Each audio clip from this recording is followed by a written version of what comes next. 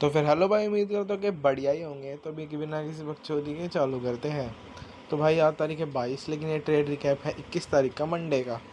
तो कल का है मेरे हिसाब से 21 जुलाई 2025।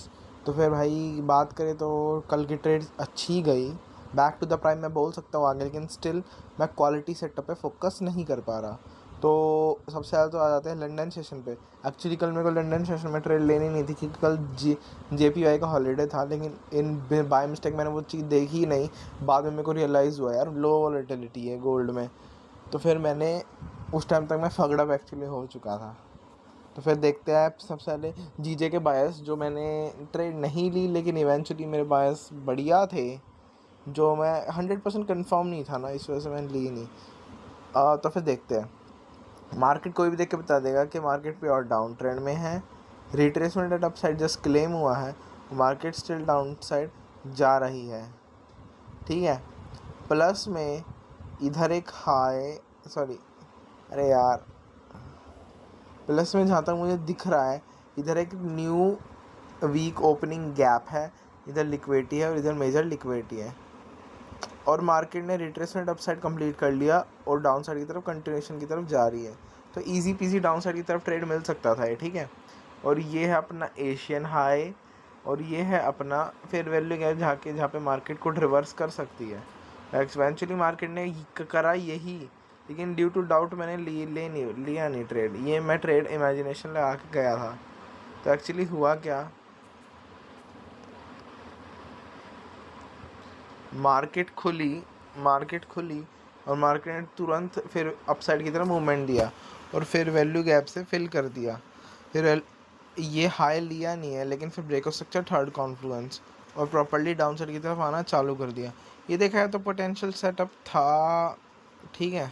और इवेंचुअली देखा है तो मार्केट प्रॉपर डाउन साइड की तरफ गई भी है, लिटरली, ठीक है। तो बस मैंने एक छोटी सी बात देखी, मैं इस सेट पे 100% कन्फर्म नहीं था, क्योंकि लिक्विडिटी स्विफ्ट नहीं हुई थी, मे बी स्विफ्ट हो सकती थी ये इधर। ये देखा है तो इसके बेसिस पे ले लेना चाहिए था मुझे ट्रेड, लेकिन मैंने नहीं लिया। रीज़न क्या है, सेल तो मैंने गोल्ड में ट्रेड ऑलरेडी पुट कर चुका था, इस ट्रेड में मैं स्टिल कॉन्फिडेंट नहीं था। प्लस में जो JPY की छुट्टी थी, इस वजह से मैंने सोचा यार गोल्ड में एक ट्रेड फंसा ही रखी है, तो ये वाली अब रहने ही देता हूँ मैं। और प्लस में वॉलेटिलिटी कम है, क्या पता मार्केट की वॉल्यूम की वजह से मेरी ट्रेड फगड़प हो जाए, कंसोलिडेशन में मैं फंस जाऊँ। तो मैंने ये वाली ट्रेड ली नहीं, लेकिन इवेंचुअली देखा है तो बायस करेक्ट थे। ये ट्रेड पोटेंशली थी मेरी रिवर्स कंटिन्यूशन की, क्योंकि डाउन ट्रेंड में हाई क्लेम नहीं हुआ, लेकिन इस फेयर वैल्यू गैप के बेसिस पे डाउन साइड की तरह मूव आ गया। तो मेरा इजी पीजी सेटअप था, जो कि नहीं लिया मैंने। अब बात है गोल्ड में मैंने क्या लिया, क्या कूड़ा लिया मैंने गोल्ड में।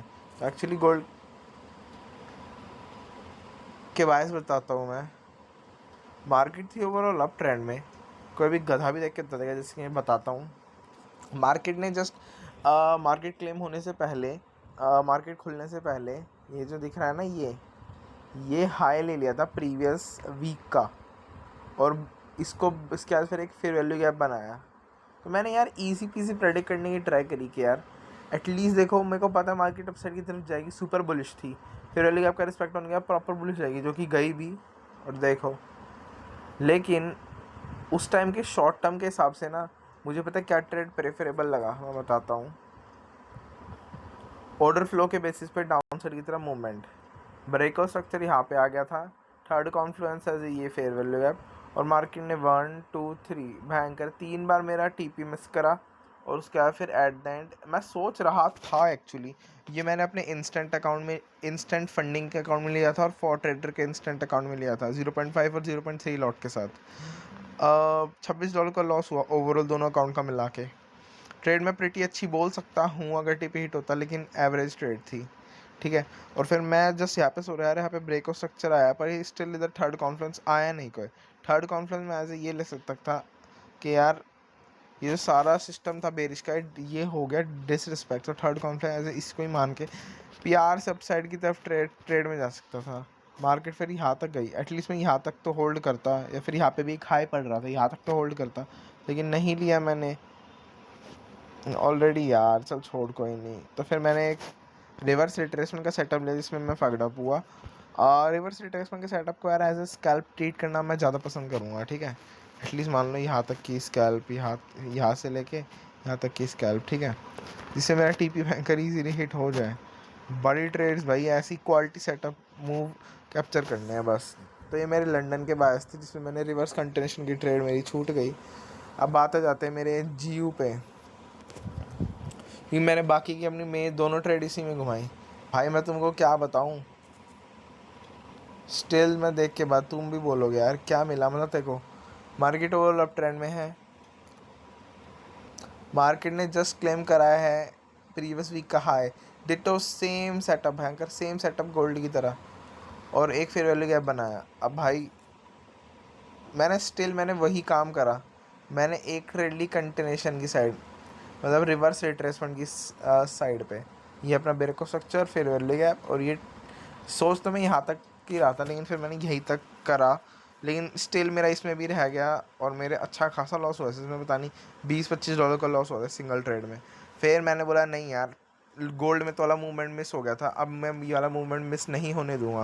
फिर मैंने क्या करा, जैसे ही मैंने देखा ना स्टिल वही करा, डायरेक्ट ब्रेक ऑफ स्ट्रक्चर यहाँ पे मिला, और इस पूरे बेरिश का डिसरिस्पेक्ट हो गया था, तो उसको मैंने थर्ड कॉन्फ्रेंस ट्रीट करा, मार्केट रैली बेच।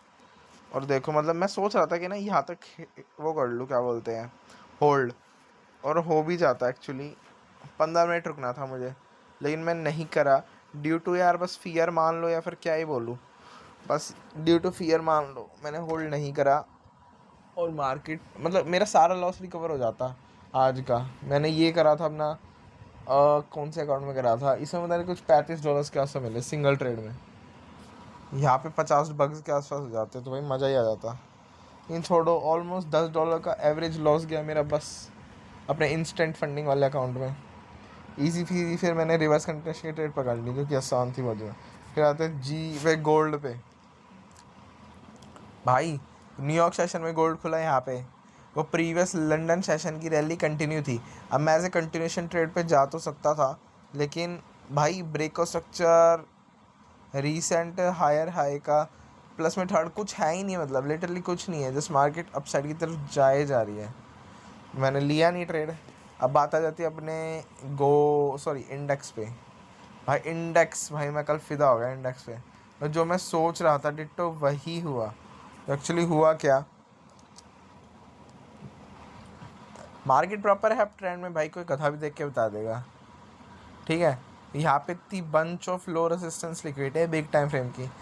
अब ये एक ऐसी कंडीशन आ गई जहाँ पे मार्केट कुड ऑफ रिवर्स मार सकती है। मार्केट ने ऑलरेडी लिक्विडिटी सिर्फ कर लिया है, तो मार्केट इजी पीजी मार सकती है।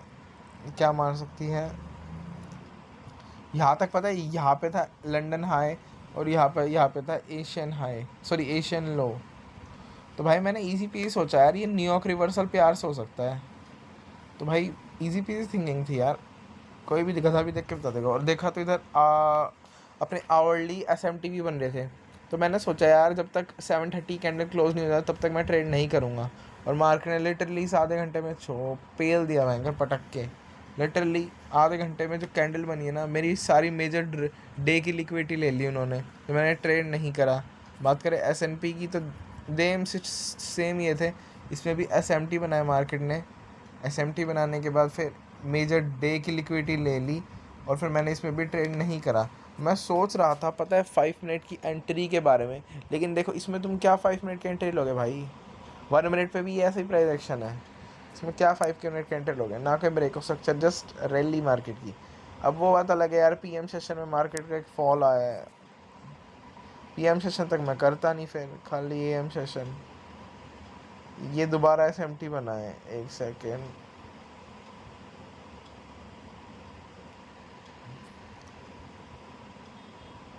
SMT नहीं बनाए, पर अरे अरे अरे कहाँ कहाँ SMT बनाए नहीं है, लेकिन बेशक से, लेकिन फॉल तो आया है। इतनी मेजर डे की लिक्विडिटी, इतना मतलब इतना बिगेस्ट वैल्यू आप बनाने के लिए, मैं ये तो कह सकता हूँ अकॉर्डिंग टू मंडे यार ठीक वॉलेटिलिटी थी इंडेक्स में।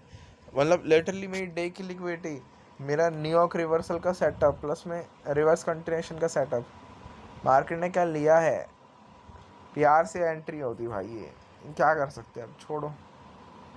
फिर ये मैंने एंट्री नहीं ली, बस मेरे को एक चीज़ पे ध्यान देना, मैं ना ज़्यादा रिवर्स रिट्रेसमेंट को as a scalp sector treat करूँ तो ज़्यादा बेटर है, आउट फ्लो के बेसिस पे ढंग के ट्रेड लूँ प्लस मैं क्वालिटी सेटअप लूँ तो ज़्यादा बेटर। एग्जीक्यूशन मेरा बढ़िया था, ऑटो फ्लो रीडिंग बढ़िया थी कल, ठीक है। पर वही बात है, एग्जीक्यूशन में बस क्या दिक्कत होगी, ऐसे सेटअप ले रहा था जो मतलब टेम्परेरी बेसिस पे, समझ रहे हो ना। तो भाई बस आज की ट्रेड रिकैप यही ख़त्म होती है। अच्छा दिन था, back to the prime bitches.